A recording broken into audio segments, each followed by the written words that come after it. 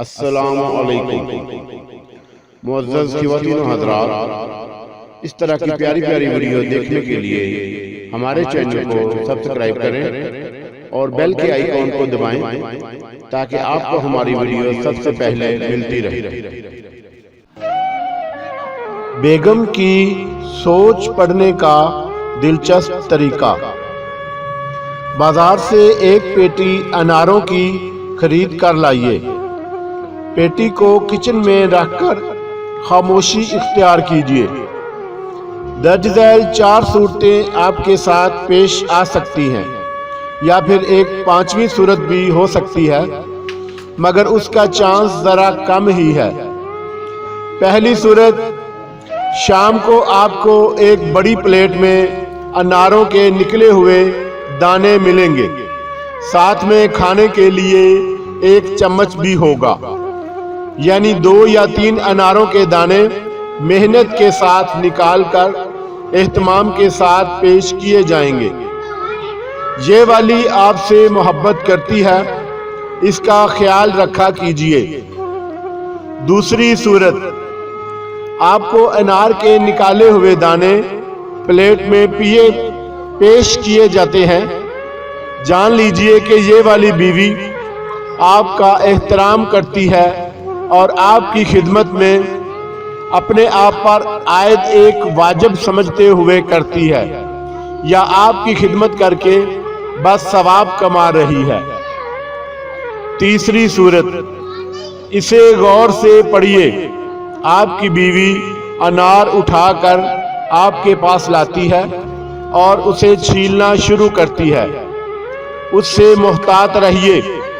یہ آپ کو دکھانا چاہتی ہے کہ وہ کیسے آپ کے لیے جان مارتی اور محنت کرتی ہے۔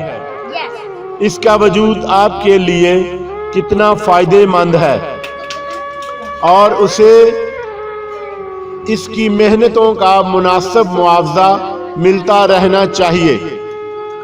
یہ آپ کی زندگی میں راحت سے رہنا چاہتی ہے۔